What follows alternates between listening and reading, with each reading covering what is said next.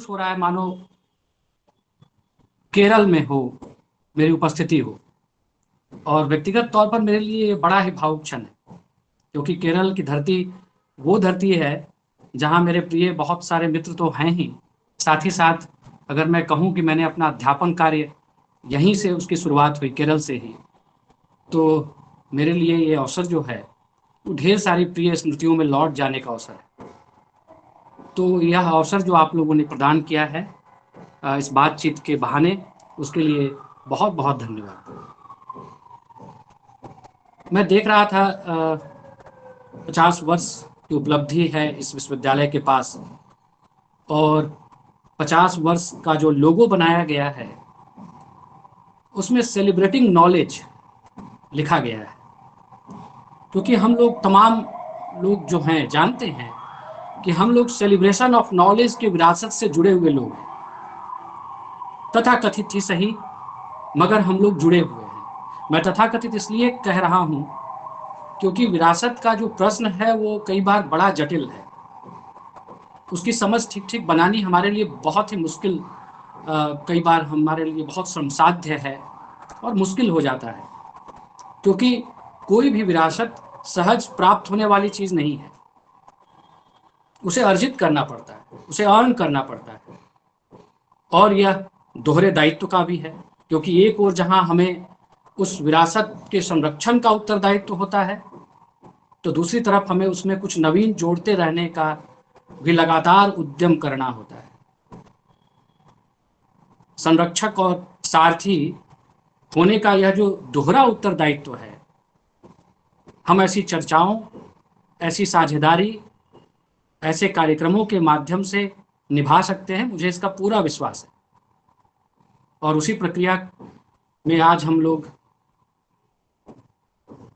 बद्रीनारायण पर बात करने के लिए एकत्रित हुए हैं।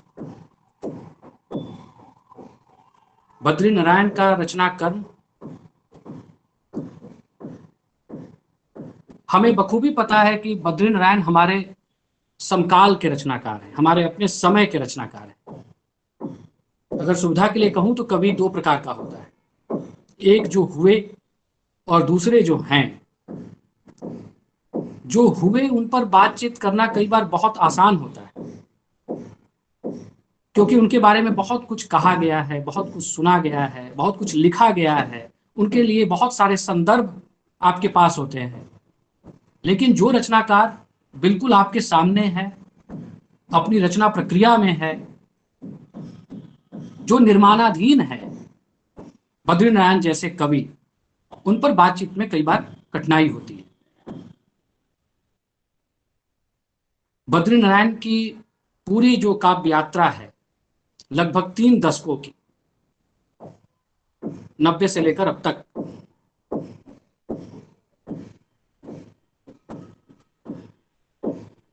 एक ऐसा समय जिसे हमने अपने सामने बनते बिगड़ते देखा है।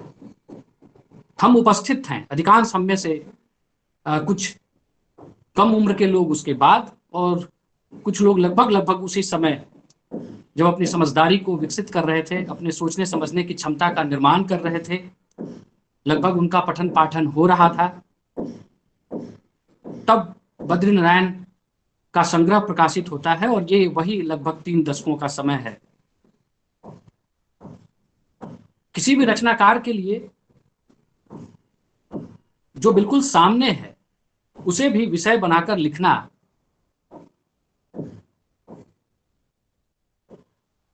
खतरा मोल लेने की तरह होता है, क्योंकि कभी अपनी तरफ से कुछ भी उसमें जोड़ नहीं सकता, घटा नहीं सकता, कुछ भी अतिरिक्त नहीं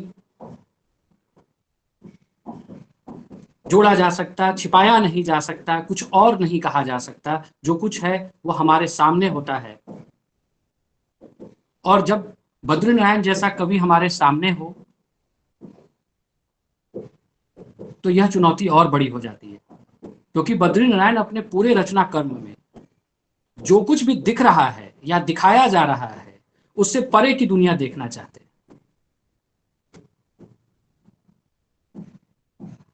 और हमारी ट्रेनिंग ना केवल उसे नजरअंदाज करने की है, बल्कि अगर वह दिख जाए तो उसे दोयम घोषित करने की भी रही है। बद्रीनारायण का पूरा रचना कर्म इस घोषणा के खिलाफ है, इस प्रैक्टिस और इस ट्रेनिंग के खिलाफ है। अपने समर्पण में ही बद्रीनारायण बहुत स्पष्ट घोषणा करते हैं, मैं जानता हूं कि कला पक्ष पर बात करना परम धर्म है साहित्य का, पर मैं भूख के कला पक्ष से अभिभूत होने से बचते हुए उसके राजनीति पक्ष पर बात करना चाहता हूं। आप संग्रहों के नाम देखें, सच सुने कई दिन हुए, शब्द पदियम, खुदाई में हिंसा या तुमड़ी के शब्द बहुत स्पष्ट है कि बद्री किस ओर हमें लेकर जाना चाहते हैं अपनी कविताओं के माध्यम से। आप कविताओं के भी शीर्षकों को देखें, बद्री का जो काव्य धरातल है वह हमारे पास सिर्फ शीर्षकों से ही स्पष्ट हो जाता है। बद्री अपने पूरे आख्यान में सुग्गे, चींटी, चूहे सभी को शामिल करना चाहते हैं। समकालीन कविता के बारे में कहा जाता है कि यह शामिल आदमी की कविता है, लेकिन अगर देखें तो यह प्रश्न भी विचारणीय है कि वह शामिल आदमी कौन है। इस दाखिल और खारिज में कोई साजिश तो नहीं है, क्योंकि साहित्य को पढ़ते हुए एक सामान्य पाठक के तौर पर हमें लगता है कि साहित्य बहुत सारी जवाबदेहियों की बात करता है, लेकिन स्वयं जवाबदेह कम रहा है, कम दिखता है। और बद्रीनारायण पर बात करते हुए जिस समकालीन कविता की बात होगी, जिस समकाल की बात होगी, उसकी तमाम सीमाएं हो सकती हैं, लेकिन एक उपलब्धि जो इस समकालीन कविता की है वह है जवाबदेह बनने की। बड़ी उपलब्धि है ये। आज का कवि कविता को ऐसे धरातल पर लेकर जाता है जो दूर नहीं है, अनजान नहीं है, जो साझेपन की के विचार से बना है, जो अपनी है, अपनों की है। और ये तमाम समकालीन कवि कर रहे हैं। बद्री कुछ बढ़कर कर रहे हैं। जब मैं बद्री के बारे में, समकालीन कवियों के बारे में जब हमारी बातचीत हो रही है, मैं कुछ कहने का प्रयत्न कर रहा हूं, तो मुझे पता है कि बहुत सारी सीमाएं हैं, लेकिन बावजूद इसके मैं उन पक्षों को आपके सामने रखना चाहता हूं,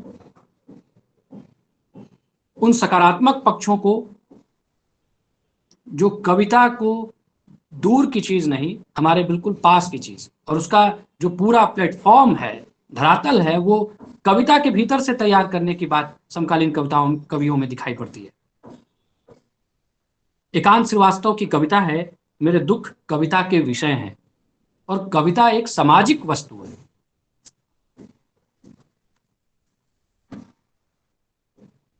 हम सब एक बार जोर से कहेंगे कविता और चुप हो जाएंगे, सुनेंगे हम फिर उसका अनुवाद पृथ्वी पर। जैसे चिड़ियों की उड़ान में शामिल होते हैं पेड़, क्या मुसीबत में कविताएं होंगी हमारे साथ।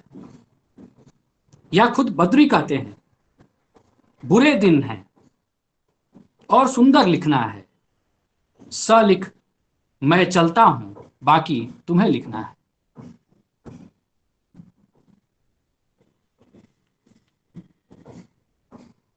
तो कहा जा सकता है कि जो समकालीन कवि है वह रघुवीर सहाय की तरह जानता है, बखूबी जानता है, सचेत है कि इतिहास का हम करते क्या हैं।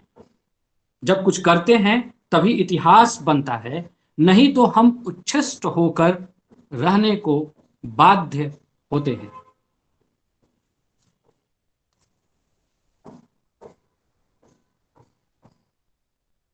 जिस समाज कि कवि बद्रीनारायण हैं, जिस भारतीय समाज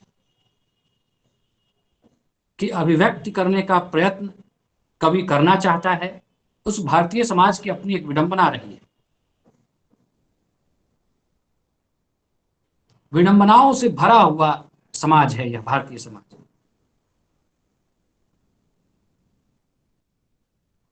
लेकिन आज का कवि किसी महान घोषणा या वक्तव्य से उसे ढकना या छिपाना नहीं चाहता, बल्कि उसके पाखंडों को, उसकी विद्रूपताओं को उजागर करना चाहता है। बहुत पहले भवानी प्रसाद मिश्र अपनी कविता में जिस डर का बखान कर रहे हैं,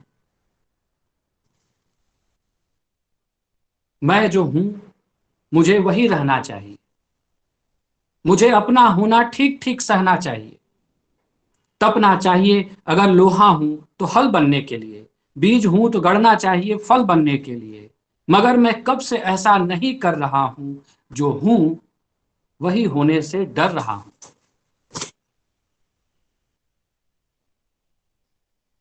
आज का कवि उस डर को एक हद तक निगल चुका है, अपने कंठ में धारण कर चुका है, क्योंकि इस डर के कारण को वह बहुत हद तक समझने में कामयाब हुआ है। यह समकालीन कवि की उपलब्धि है। विश्वकर्मा पूजा पर, ये बद्रीनारायण की बहुत प्रसिद्ध कविता है, शब्द पदियम जो उनका संग्रह है उसमें संकलित है। मैं वह कविता आप लोगों के साथ साझा करता हूं और मुझे लगता है कि इस बात को आप भी समझ पाएंगे। वे सब लोहार थे। आप देखें कि भवानी प्रसाद मिश्र के पास भी लोहे की बात है और बद्रीनारायण भी लोहार की बात कर रहे हैं। वे सब लोहार थे, विश्वकर्मा के दरबार के। वे लोहे का असली गुण जानते थे उसकी सच्ची गंध। उन्होंने ही सबसे पहले पर्वत श्रृंखलाओं से लोहा खोजा था। लेकिन ये वो लोग हैं जो दुखी थे, लोहे के लिए दुखी थे।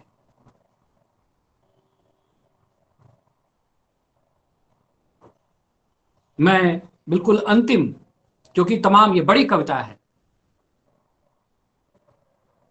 आप पढ़ेंगे तो बेहतर ढंग से समझ पाएंगे, लेकिन अगर अंतिम पंक्तियों की ओर हम जाएं तो इस लोहे का क्या हुआ, इस लोहे की खोज करने वालों का क्या हुआ। सृष्टि के आरंभ से ही लोहा लोहारों के हाथ से छीन लिया गया था और हत्यारों के हाथ में दे दिया गया था।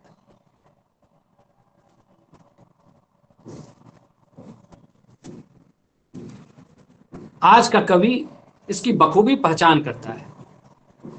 यह वो षड्यंत्र है जो समकालीन कविता में, जिसको खोलने का प्रयत्न लगभग सभी कवियों ने किया है। बद्रीनारायण इस मामले में थोड़े अलग हैं, विशिष्ट हैं। तमाम आलोचकों ने भी इस बात को रेखांकित किया है। यह जरूर है कि समकालीन कविता पर कई बार यह आरोप लगाया जाता है कि बड़ी रचना की अनुपस्थिति है। यह सच है या झूठ है, इसकी गवाही या इस बात को ठीक ठीक तो नहीं समझा जा सकता, लेकिन एक बात जो बिल्कुल तय रूप में कही जा सकती है कि समकालीन कविता बड़े साहस की कविता जरूर है, बड़े साहस की कविता है। कहा गया है कि कविता महज सुंदर विचारों से रची जाती है या सर्जक और समाज के रिश्ते से। यह प्रश्न विजय कुमार उठाते हैं।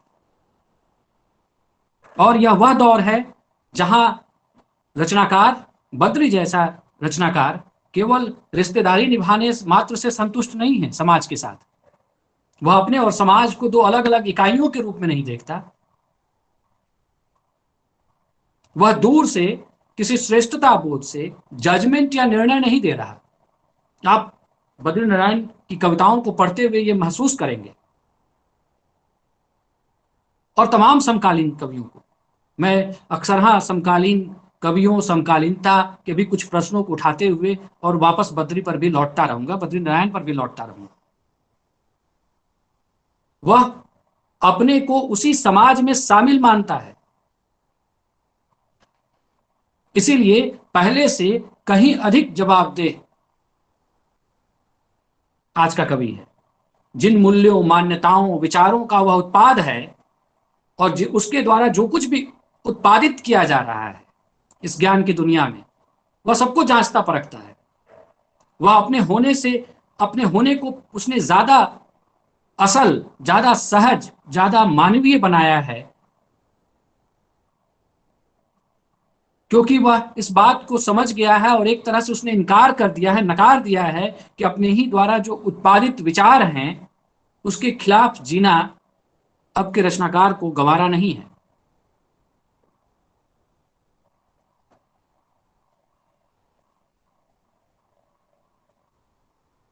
रचनाकार और इतिहास के मुठभेड़ की जमीन यहीं तैयार होती है, उसका इतिहास बोध यहीं निर्मित होता है।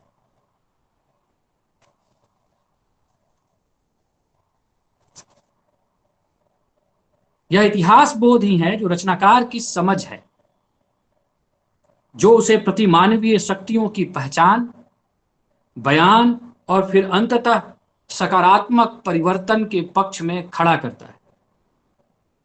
सकारात्मक परिवर्तन का यह पक्ष ही प्रतिरोध का पक्ष है। बद्रीनारायण के संदर्भ में अक्सर इतिहास बोध और प्रतिरोध की चर्चा होती है, जिसके माध्यम से रचनाकार एक तो प्रतिपक्ष का निर्माण करता है और साथ ही ऐसे संभव विकल्पों की खोज करता है जो अपनी संभाव्यता और मानवीय शक्तियों और सीमाओं की परिधि के भीतर हो। बिल्कुल एक वास्तविक किस्म का परिवर्तन, हमारी समझ में अट सकने वाला, समा सकने वाला परिवर्तन। तब जाकर एक बदलाव दिखता है।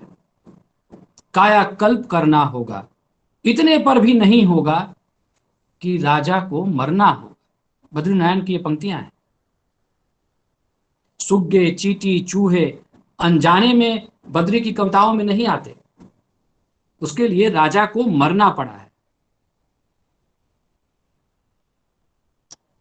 इसीलिए साहित्य का सरोकार, बद्रीनारायण जैसे कवि का सरोकार यही हो सकता है, होना चाहिए कि वह अपने भीतर समाज और इतिहास की तमाम प्रभुत्वशाली अवधारणाओं में छूट गए लोगों को और उन तमाम को स्थान देता है या नहीं जिसे अब तक नहीं दिया गया।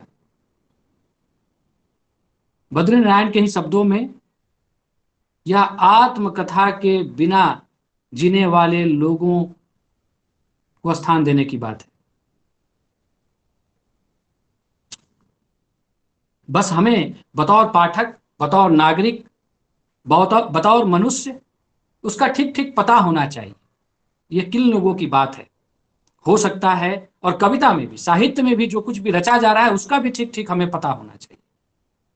हो सकता है आपके पिछवाड़े रची जा रही हो प्रतिरोध की कवितावली और आपको पता तक ना हो।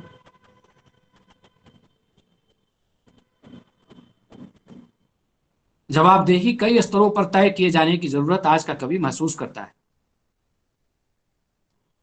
और हम जानते हैं कि आज के कवि के लिए प्रतिरोध की कवितावली आसान नहीं है। अगर राजेश जोशी, विजय कुमार ने अपने समय को जो समझने का उन्होंने प्रयास किया है, जो कुछ लिखा है इसके बारे में, अगर उसको हम ध्यान से पढ़ें तो समझ सकते हैं कि बिल्कुल भी आसान नहीं है प्रतिरोध की कवितावली को रचना, क्योंकि यह एक सर्वग्रासी समय है जिसमें आज का कवि, आज का पाठक तमाम मौजूद हैं। राजेश जोशी कहते हैं, बहुत बड़ी ऐतिहासिक घटनाओं के बावजूद यह एक अऐतिहासिक समय है, शायद इसीलिए कि इसमें प्रतिरोध की शक्तियां अशक्त, असहाय, बिखरी हुई हैं। विजय कुमार ने भी लिखा है, सामाजिक अंतरालों में मौजूद क्रूरताओं के नए रूप बन रहे हैं। श्रम, पूंजी, भूमि, मुद्रा का लगातार जिस तरह से संकुचन और केंद्रीयकरण हो रहा है, शक्ति के केंद्रों से बाहर जी रहे लाखों करोड़ों लोग अपनी जमीन, जलवायु, परिवेश, परंपरा से विस्थापित किए जा रहे हैं, हो रहे हैं। और इस सामाजिक ढांचे में बद्रीनारायण विजय कुमार के शब्दों में असंतोष, तनाव, घृणा, हिंसा के नए संदर्भ हैं।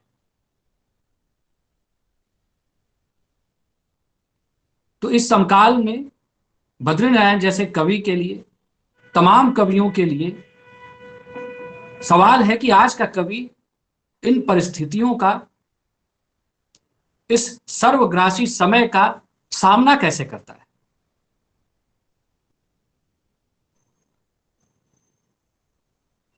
जैसा कि मैंने कहा कि बद्रीनारायण आज भी युवा कवि के तौर पर दर्ज किए जाते हैं, बताए जाते हैं, और उनकी पहचान जिस रूप में भी निर्मित हुई है, उसमें केदारनाथ सिंह के वक्तव्यों की बड़ी भूमिका है, जो पुरस्कार के संदर्भ में, भारत भूषण स्मृति, अग्रवाल स्मृति पुरस्कार के संदर्भ में जो वक्तव्य दिया गया, जिसके आधार पर आज का विषय भी तय किया गया है, जहां वे भाषा की ताजगी, संवेदना की नई बनावट के कवि के रूप में बद्रीनारायण का उल्लेख करते हैं। यही कारण है कि आज का विषय नई बनावट के कवि के रूप में, क्योंकि इस नई बनावट को समझना हमारे लिए बहुत जरूरी है। केवल कह देने मात्र से नहीं होगा। इस नई बनावट को और इस भाषा की ताजगी को हमें देखना है, हमें ढूंढना है। जब केदारनाथ सिंह जैसे बड़े कवि किसी कवि के बारे में इस तरह की घोषणा कर रहे हैं, प्रमाण पत्र दे रहे हों, तो हमें उसे, उनकी कविताओं के भीतर से इस भाषा की ताजगी, संवेदना की नई बनावट को खोजने की जरूरत है। केदारनाथ सिंह आगे बढ़ते हुए कहते हैं कि कविता की भाषा में परंपरा की अनेक अनगुंजों तथा अभिप्रायों का सार्थक उपयोग और समकालीन कविता के शिल्प को एक नई संभावना से भर देने की भी चर्चा करते हैं। जब मैं बार बार कह रहा हूं कि बद्रीनारायण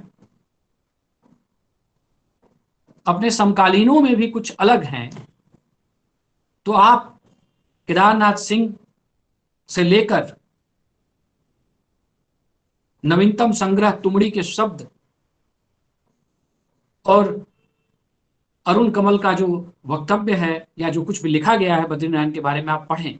तमाम लोगों ने इस बात का उल्लेख किया है कि बद्रीनारायण थोड़े भिन्न हैं, हमें अलग दुनिया में लेकर जाने वाले कवि हैं।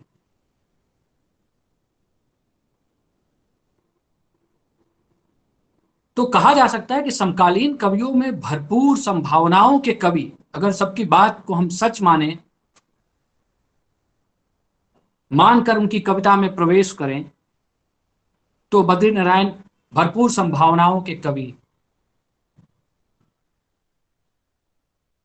उनकी पहचान बनती है। लेकिन यह पहचान, जैसा कि तमाम लोगों ने उल्लेख भी किया है, बद्रीनारायण की कविताओं को आप पढ़ें, आप स्वयं समझ सकते हैं कि यह पहचान मुख्य धारा की पहचान नहीं है। बद्रीनारायण का संघर्ष, चाहे वह साहित्य के भीतर हो या साहित्य के बाहर समाज में, मुख्य धारा के खिलाफ ही है उनकी लड़ाई।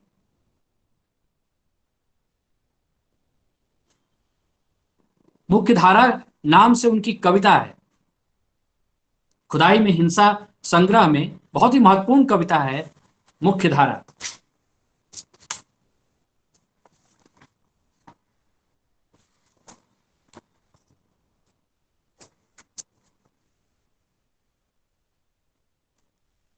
मैं उस कविता को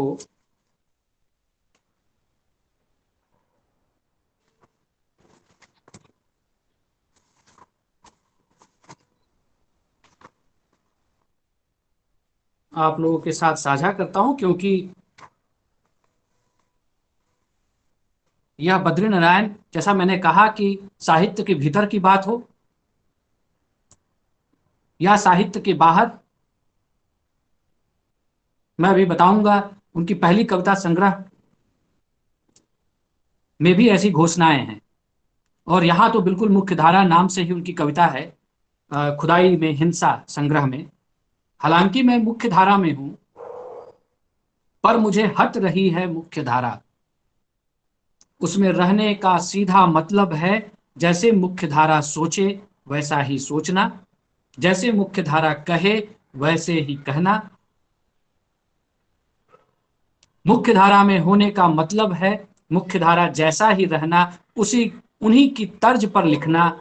जब मुख्य धारा हंसे तो हंसना, जब मुख्य धारा रोवे तो रोना, छंद से छंद का ठीक ठीक मिलना। जब मुख्यधारा अल्पसंख्यक समाजों में रचे नरसंहार का प्लान, तो पवन वेग से कट्टा छुरी तलवार चलाना, नृशंसता का विरोचित गुणगान करना। मैं खोजता रहा हूं कई सालों से एक छोर, एक पगडंडी, एक सीमांत। बाद की कविता संग्रह तुमड़ी के शब्द में भी वो पगडंडी की चर्चा करते हैं। पगडंडी जिसको अलग चलने की राह के रूप में देखा जाता रहा है, और यहां भी है वो पगडंडी। एक सीमांत, और सीमांत की चर्चा है, हाशिए की चर्चा है, जहां बचा रह सकूं, जहां मैं रह सकूं जीवंत। मुझे बचाओ, मैं मुख्य धारा में हूं, मुझे मार रही है धीरे धीरे मुख्य धारा।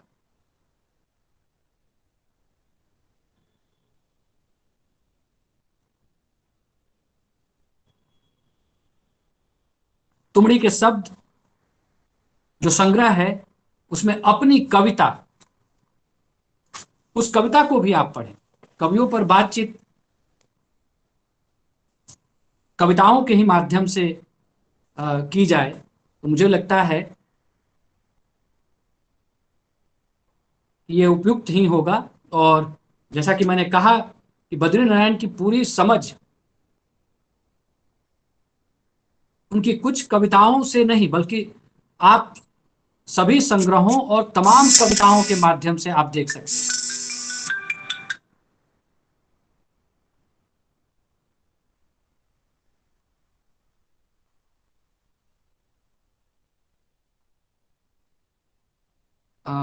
माफ कीजिएगा, मेरी आवाज तो आ रही है अभी कुछ? हेलो,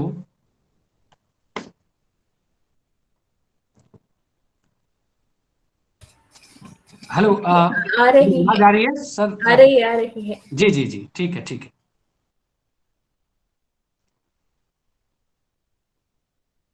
तुमड़ी के शब्द और तुमड़ी के शब्द संग्रह में उनकी कविता है, अपनी कविता।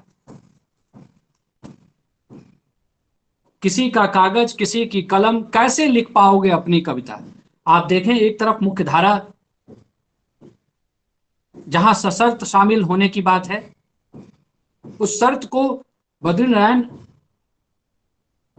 निरंतरता में लगातार जारी रखते हैं, उस प्रश्न को लगातार उठाते हैं अपनी अलग अलग कविताओं के माध्यम से। किसी का कागज, किसी की कलम, कैसे लिख पाओगे अपनी कविता। किसी का विचार, किसी का प्रचार, कैसे रच पाओगे अपनी कविता। अपनी कविता रचोगे तो संभव है चिड़िया आकर उसमें कुछ कह जाएं। सत्ता के शोर में भी विरोध की कोई कव्वाली गूंज जाए। सत्ता के शोर और कव्वाली आगे चलकर विरोध का फ्रॉड न साबित हो जाए।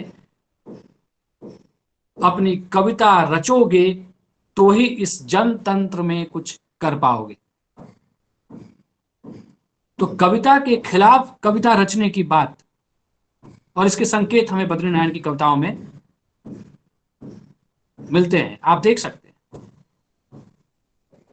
जैसा कि मैंने पहले भी कहा कि सेलिब्रेशन ऑफ नॉलेज,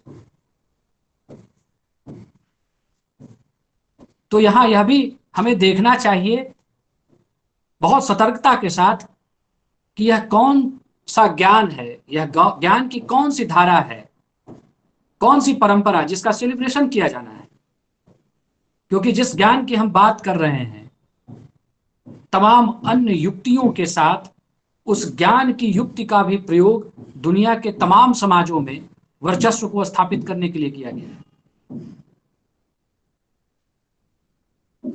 यह कहना गलत नहीं होगा कि यह सर्वाधिक मजबूत ताकतवर युक्तियों में है, जिसका ज्ञान के रूप में, ज्ञान के भीतर से जिसका निर्माण किया गया और पूरी दुनिया में सत्ताओं को स्थापित किया गया है। बद्रीनारायण की कविताओं को पढ़ते हुए सबाल्टर्न की बात की जाती है, हाशिए की समाज की चर्चा होती है। आपने देखा उनकी कविताओं में ये सब बिल्कुल खुले तौर पर है, जहां पर वो हाशिए सीमांतों की बात कर रहे हैं।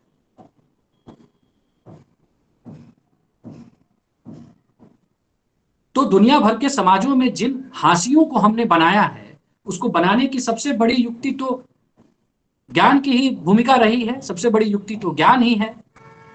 ज्ञान की परंपरा को खारिज और दाखिल करने की परंपरा में बदल दिया गया है। किसी भी कवि पर, कविता पर बात करते हुए एक पाठक के बतौर हमें यह समझना चाहिए कि इस भाषा के प्रयोग के अंतर्गत हम जिस ज्ञान की दुनिया को समझना चाह रहे हैं, वे समझ कहीं हमें एकांगी तो नहीं बना रहे, वह हमें भी उसी वर्चस्व की परंपरा का भागीदार तो नहीं बना रहे, उससे भी बढ़कर हम उस वर्चस्व को स्थापित करने वाले, आगे लेकर जाने वाले, मान्य ठहराने वाले तो नहीं बन रहे। क्योंकि एक ओर दुनिया की तमाम भाषाओं में लिखा गया साहित्य है, तो दूसरी ओर देखा हुआ समाज है, और दोनों ही मानो एक दूसरे के खिलाफ है। दुनिया में जो कुछ भी आविष्कृत हुआ है उसका प्रयोग सत्ताधारियों के द्वारा, आप समझ सकते हैं बद्रीनारायण की भाषा में जो मुख्य धारा है उसको, उसे वर्चस्व स्थापना के लिए किया जाता रहा है। उनका उपयोग,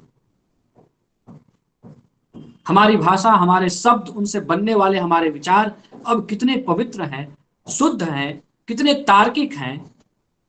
जो कहा जा रहा है उसे उसी रूप में समझा जाए, उसी के अनुरूप अपने आचरण को तय किया जाए। ये सारे प्रश्न हमारे सामने होने चाहिए।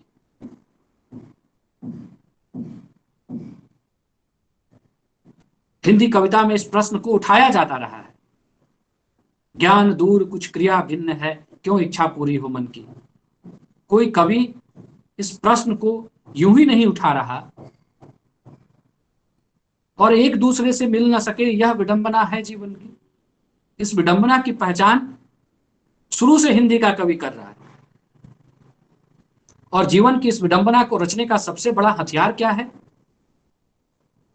क्या हमारी भाषा, हमारे शब्द नहीं है? हम जबकि कविता पर बातचीत करने जा रहे हैं, कविता तो शुरू में भी शब्द है और अंत में भी शब्द ही है।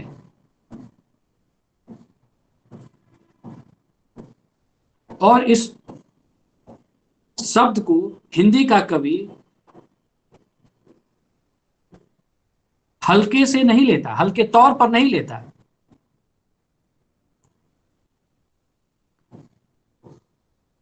क्योंकि जिन शब्दों से कविता बनती है, उसके बारे में कवि ने ही कहा है कि कविता भाषा में आदमी होने की तमीज है। मैं भाषा या शब्द को लेकर अकारण आपसे बात नहीं कर रहा, क्योंकि बद्रीनारायण को पढ़ते हुए सभी संग्रहों को, उसकी रचनाओं को अगर आप देखें तो बद्रीनारायण का बहुत बल भाषा पर, शब्दों पर है। तुमड़ी के शब्द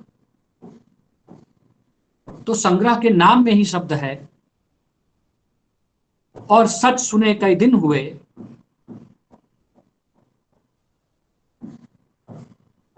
जो पहला काव्य संग्रह है, उसमें यह सच सुनने या नहीं सुनने का या अनसुना कर देने का सारा खेल तो इसी भाषा और शब्दों के माध्यम से रचा गया है। शब्द पदियम उनके एक और रचना संग्रह का नाम है, उसमें भी शब्द की बात कर रहे हैं बद्रीनारायण। खुदाई में हिंसा, जिस हिंसा की बात बद्रीनारायण ने तमाम अपने संग्रहों में, अपनी कविताओं में करते हैं, उस हिंसा की शुरुआत सबसे पहले शब्दों और भाषा के स्तर पर हम देखते हैं।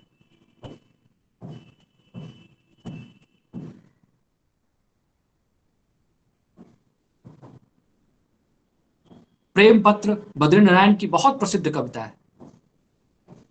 उनकी प्रसिद्धि का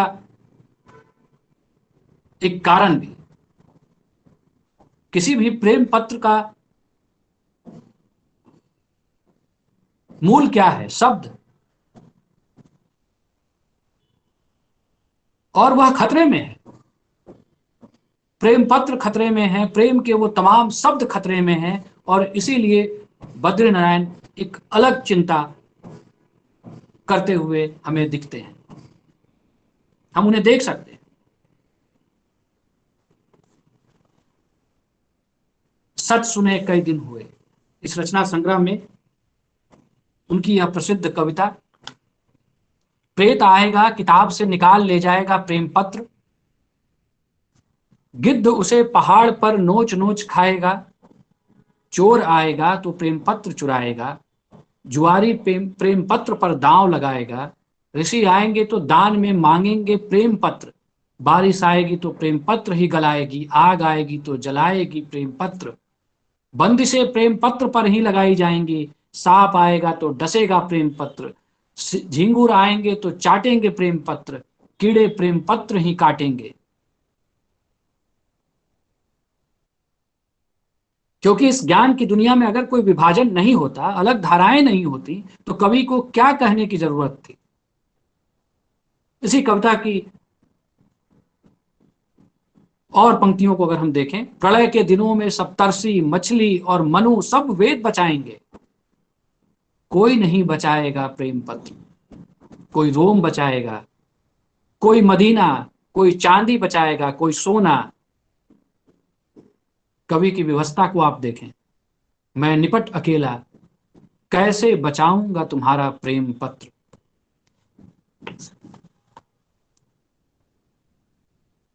प्रेम पत्र बचाना शब्दों को उसके पूरे अर्थ के साथ बचाने की लड़ाई है, जिसे बद्रीनारायण अपनी कविता, अपनी रचनाओं के माध्यम से लड़ रहे हैं।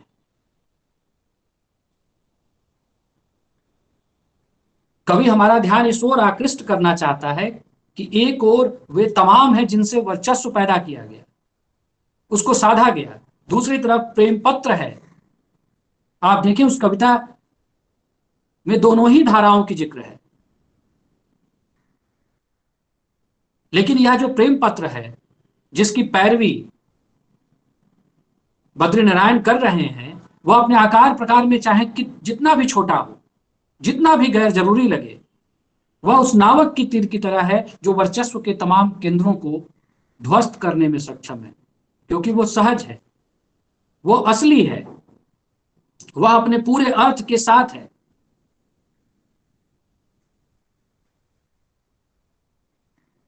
उनकी कविताओं को देखें तो बद्रीनारायण के बारे में कहा जा सकता है कि वो प्रतिरोध की ऐसी युक्तियों की खोज करते हैं। पहले भी मैंने कहा और तमाम आलोचकों ने भी कहा है कि वो अपने समकालीनों में भी भिन्न है। तो उसका कारण एक यह भी है कि वो प्रतिरोध की ऐसी युक्तियों की खोज करते हैं जिसकी कल्पना करना भी मुश्किल है। और बद्रीनारायण प्रतिरोध को रचने की मानो घोषणा करते हुए आते हैं। उनके पहले ही रचना संग्रह का नाम है सच सुने कई दिन हुए। लगता है कि कवि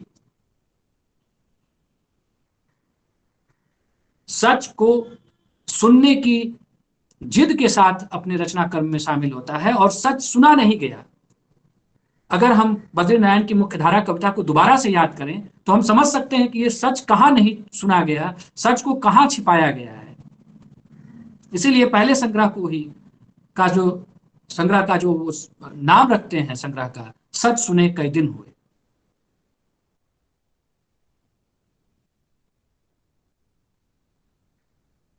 और सच नहीं कहा गया, तो सच के खिलाफ कौन सा झूठ कहां रचा गया, कहां रचा जा रहा है? क्या सबसे पहले उसे हमारी भाषा के भीतर नहीं रचा गया?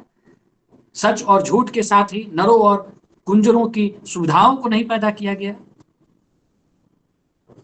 बद्रीनारायण अपने पहले ही संग्रह के निवेदन में कुछ भी मांग कर सकते थे, कुछ भी मांग सकते थे, लेकिन उनकी मांग क्या है? पहले संग्रह के निवेदन, जैसा मैंने कहा कि बद्रीनारायण घोषणा करते हुए आते हैं पूरी तैयारी के साथ।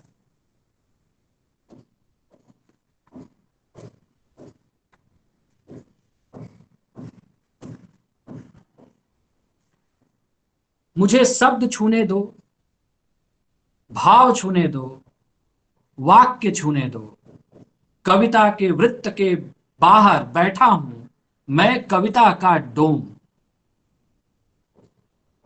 मुझे पांव छूने दो, हे वेदुआ, हे पुरोहित, हे निर्दयी। यहां वेदुआ, यहां पुरोहित निर्दयी हैं, मुझे भी जयकार बोलने दो।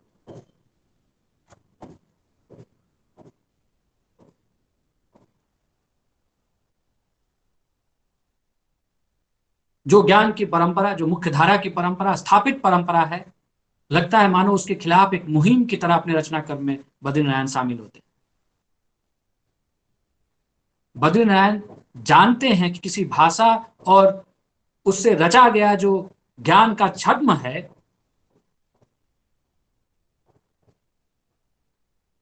उसे ध्वस्त करना बहुत जरूरी है।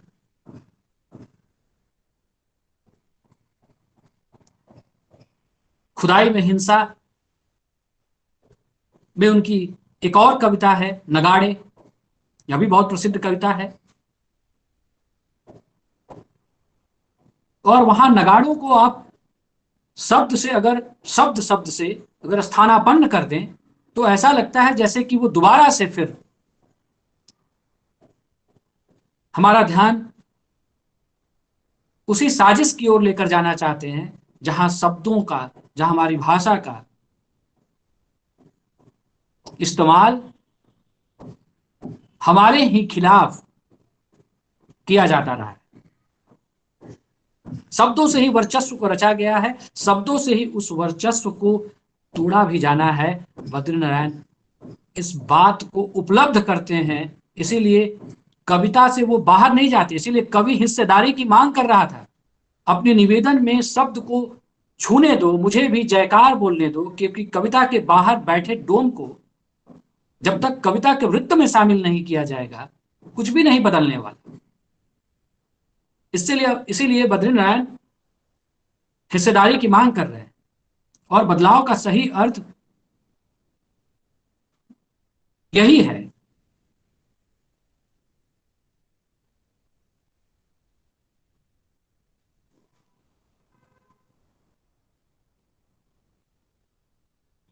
और इसीलिए कहा जा सकता है, उनके संग्रह में ही अखिलेश ने भी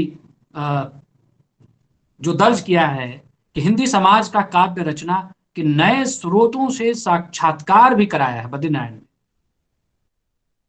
बहुत सारे परित्यक्त, मलिन, बेसहारा संवेदन पहली बार बद्रीनारायण के जरिए कविता की दुनिया में शामिल होते हैं।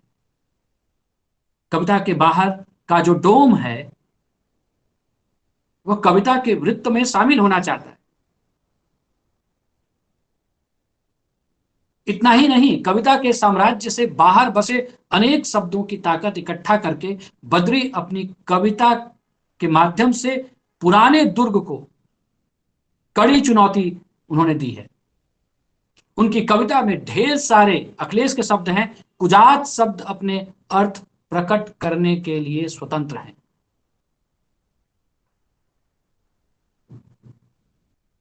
कवि बद्रीनारायण की राह मुश्किल है, क्योंकि वो रूढ़ियों में, परंपराओं में अपना ठौर नहीं पाते, अपना स्थान नहीं पाते। निवेदन की कविता को आप एक बार फिर से याद कर सकते हैं। कविता के बाहर का बैठा वह डोम उस वृत्त में जो शामिल होना चाहता है, और मुख्य धारा की जो परंपराएं हैं, पहले ही हमने मुख्य धारा कविता के माध्यम से उसे देखा कि वह उसे रास नहीं आती, नाकाफी लगती है। तो हमारे मन में एक पाठक, बतौर पाठक, यह प्रश्न उठता है कि यह मुख्य धारा कौन सी है, क्योंकि यहां तो मुख्य धाराओं की बड़ी घोषणाएं हैं। मां निशा त्वं प्रतिष्ठागम, क्रौंच मद पर कविता के जन्म लेने की बात है। वियोगी होगा पहला कवि, आह से उपजा होगा कान, जैसी घोषणाएं हैं। तो इन तमाम घोषणाओं के बावजूद मुख्य धारा की कविता और उसकी परंपरा कैसे नाकाफी हो गई, कहां चूक हो गई कि संवेदनाओं को परित्यक्त, मलिन, बेसहारा हो जाना पड़ा और शुरू से लेकर आज तक वर्चस्व की ये तमाम संस्थाएं बरकरार हैं, मुख्य धारा के नाम पर उनका खेल जारी है। बद्रीनारायण एक अलग राह चुनते हैं, लेकिन यह राह उतनी नई भी नहीं है। आप कबीर को याद कीजिए, तू कहता कागज की लेखी, मैं कहता आखन की देखी। कबीर ने भी अलग राह चुनी, अलग राह जो मुश्किल है।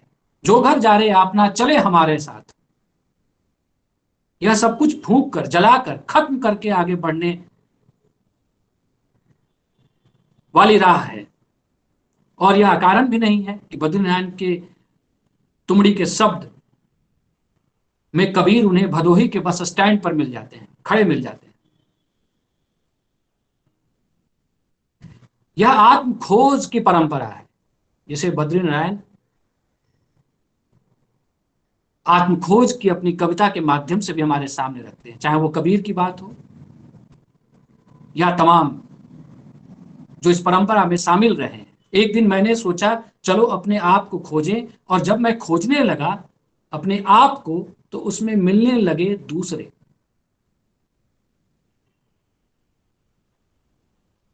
तो यह काम तो कबीर ने भी किया था।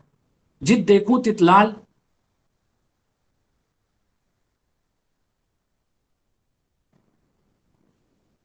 बद्रीनारायण की खासियत है, उनकी विशेषता है कि वह खुले तौर पर इन तमाम साजिशों को न केवल बयान करते हैं, उसका उद्घाटन करते हैं, हमें विकल्पों की ओर लेकर जाते हैं।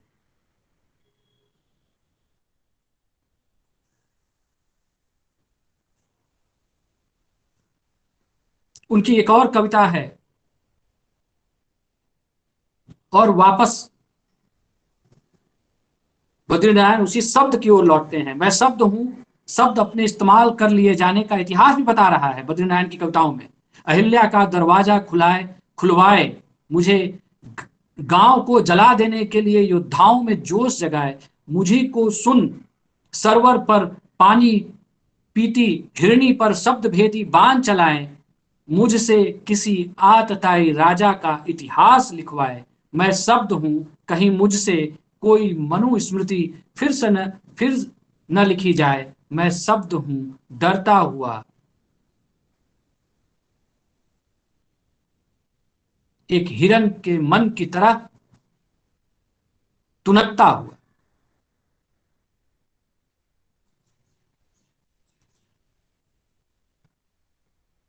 शब्दों में यह डर किसने भरा है कि वह संकोच कर रहा है, वह सशंकित है?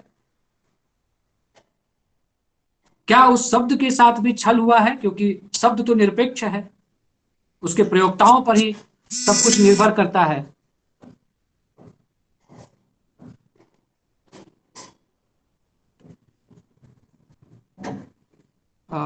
माफ कीजिएगा, बार बार चूंकि मैं मोबाइल से ही जुड़ा हुआ हूं, आमतौर पर कॉल नहीं आता, लेकिन यह भी संयोग ही है। तो फिर से एक बार मेरी आवाज तो आ रही है? अगर आप लोग, क्योंकि डिस्कनेक्ट हो जा रहा है। आ रही है सर, आ रही है। ठीक है, ठीक है, जी जी। तो शब्दों के साथ भी छल हुआ है, हमारी भाषा के साथ छल हुआ है, उसके प्रयोग करने वालों के द्वारा। तो इस दिशा में भी बद्रीनारायण हमारा ध्यान लेकर जाते हैं। बद्रीनारायण इन तमाम कविताओं के माध्यम से जिस युद्ध क्षेत्र की बात कर रहे हैं, मैंने कहा कि एक बहुत सोच समझकर, एक मिशन के तहत मानो बद्रीनारायण अपनी घोषणा करते हुए वो रचना कर्म में शामिल होते हैं। तो जिस युद्ध क्षेत्र की बात कर रहे हैं वो बाहर से ज्यादा भाषा की दुनिया का युद्ध क्षेत्र है, ज्ञान की दुनिया का युद्ध क्षेत्र। यह वह आयुध कारखाना है जहां से वे तमाम हथियार विकसित किए गए हैं जिसका प्रयोग सत्ताओं को स्थापित करने के लिए किया गया है। वर्तमान में जो भाषा को लेकर तमाम चिंताएं की जा रही हैं, अगर मैं साधारण शब्दों में कहूं तो उसे तोड़ फोड़ कर देखने की जो बात कही जा रही है, चाहे वह विखंडन है, डिकंस्ट्रक्शन है, हाँ, वहां भी भाषा के इसी घोटाले को उजागर करने का प्रयास है। जहां सत्ता की संरचनाओं को अगर समझना है तो हमें भाषा के भीतर से होकर जाना होगा। कवि बद्रीनारायण की जो विशेषता है वह केवल सत्ताओं के खेल को उजागर करने में नहीं है, उस खोखलेपन से हमें रूबरू ही नहीं कराते, बल्कि उसके समानांतर, जैसा मैंने कहा, वो विकल्पों की ओर लेकर भी जाते हैं। उसके समानांतर वह उन परंपराओं को भी हमारे सामने लेकर आते हैं जहां दावेदारी नहीं है, और दावेदारी नहीं है तो वर्चस्व भी नहीं है। एक दुनिया वह है जो कॉपीराइट को अपना अधिकार समझती है, जहां पेटेंट है, और एक दुनिया वह है जहां लेखकों के नाम तक नहीं मिलते, वह लोक परंपरा, जिसकी बात तमाम लोगों ने बद्रीनारायण के संदर्भ में रखते हैं, तमाम लोगों ने रखा है, चर्चा की है लोगों ने। बद्रीनारायण उस अनाम परंपरा को अपनी कविता में लाने का प्रयत्न करते हैं। तो कहा जा सकता है कि बद्रीनारायण केवल कविता नहीं लिख रहे, जैसे कि डॉक्यूमेंटेशन कर रहे हो, दस्तावेजीकरण कर रहे हो, एक इतिहास लिख रहे हैं, वह पूरे समाज का पुनरुद्धार भी कर रहे हैं साथ ही।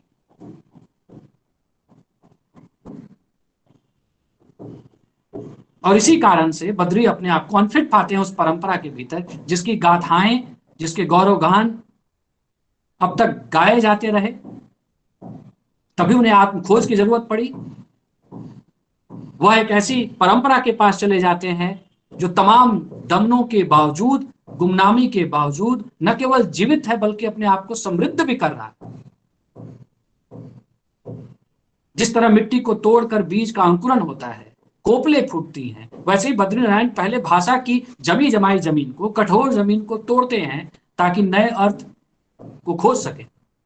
ये नए अर्थ हमें नए इलाकों की ओर लेकर जाते हैं।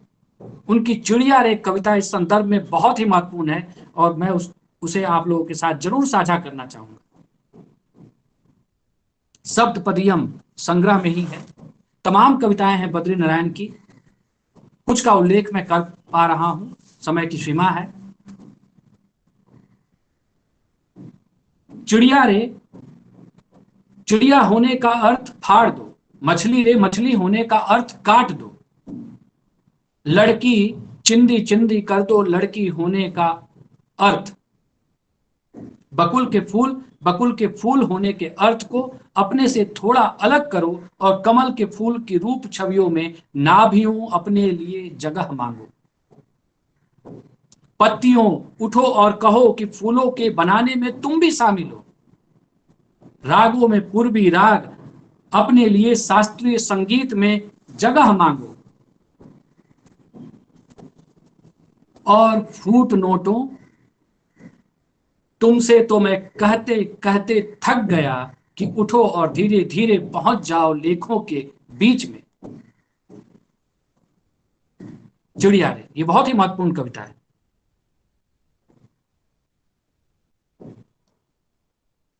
जैसा कि मैंने कहा कि बद्रीनारायण का पूरा रचना क्रम 30 वर्षों में फैला हुआ है, लेकिन उनके संग्रहों को, उनकी कविताओं को पढ़ते हुए बिल्कुल नहीं लगता कि अलग अलग कालखंडों में 30 वर्षों में वर्षों में यह रचना क्रम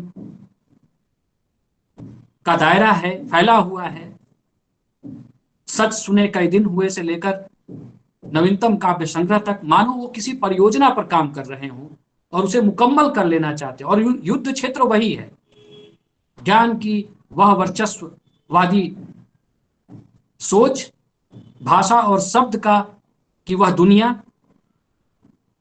लेकिन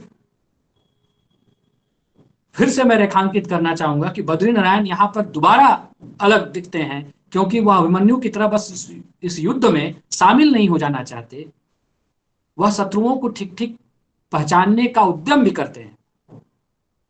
तमाम कौशलों से युक्त होकर इस संरचना को ठीक ठीक समझकर वह अपने साथ एक बड़ी विस्थापित परंपरा को, उसके वाहकों को अपने साथ लेकर इस युद्ध में शामिल होना चाहते हैं। यह अकेले की लड़ाई नहीं है।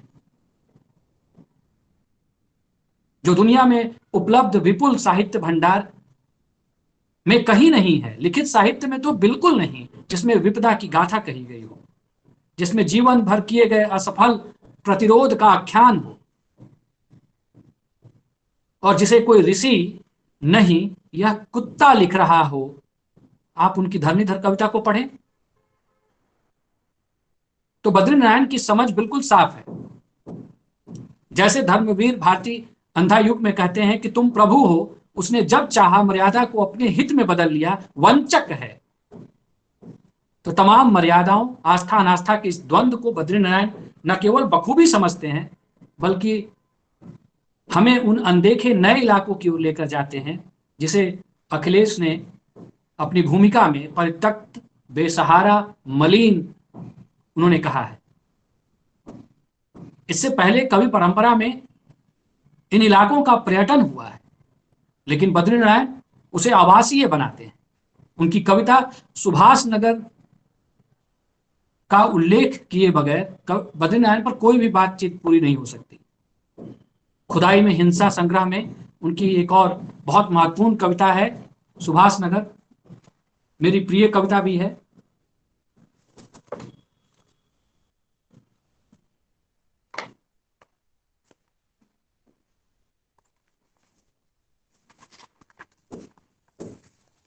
किन इलाकों की बात कर रहे हैं? जैसा कि मैंने कहा भी, शहर इलाहाबाद में है एक नगर सुभाष नगर।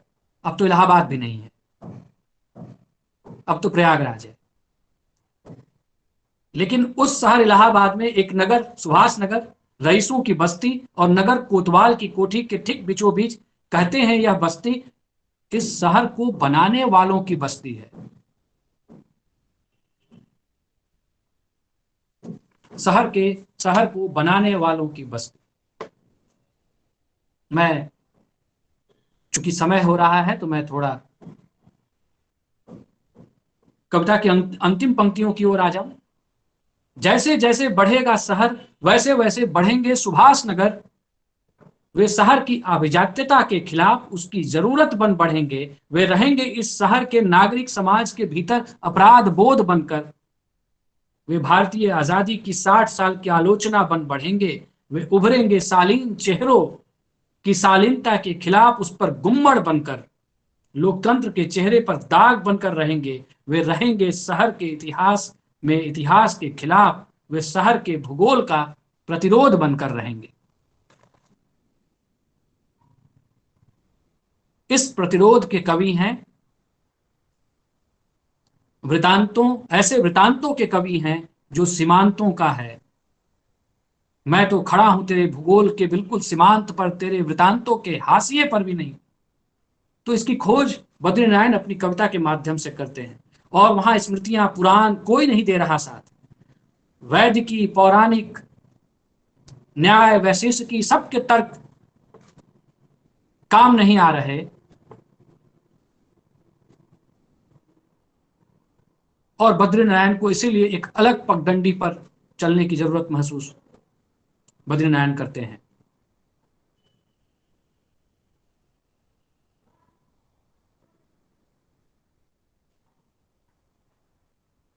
और यही कारण भी है कि अरुण कमल जो उनके संग्रह के संदर्भ में उन्होंने लिखा, अरुण कमल ने कविता और जीवन परिवर्तन की नई परंपरा, अपनी परंपरा अन्वेषित और निर्मित की है।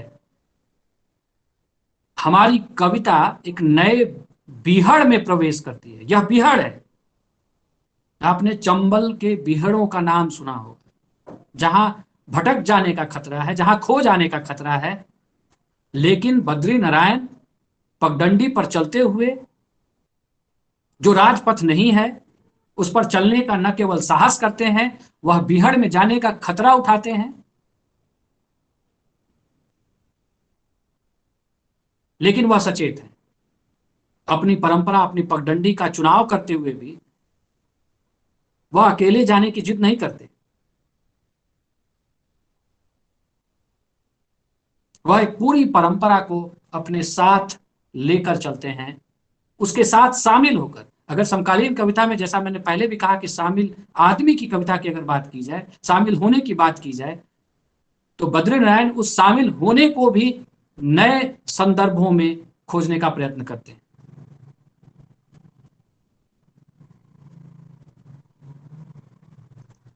मुझे लगता है कि जो समय है उसमें पर्याप्त बातचीत या मैंने संदर्भों को आप लोगों के सामने रखा। रचनाओं पर तो बात करना एक अशेष कर्म है, लेकिन फिलहाल मैं यहाँ समय को देखते हुए शेष करता हूँ, अपनी बात यहीं समाप्त करता हूँ। आप लोगों ने ध्यानपूर्वक सुना, मैं उम्मीद करता हूँ कि आप लोगों ने ध्यानपूर्वक ही सुना, तो उसके लिए आभार, धन्यवाद।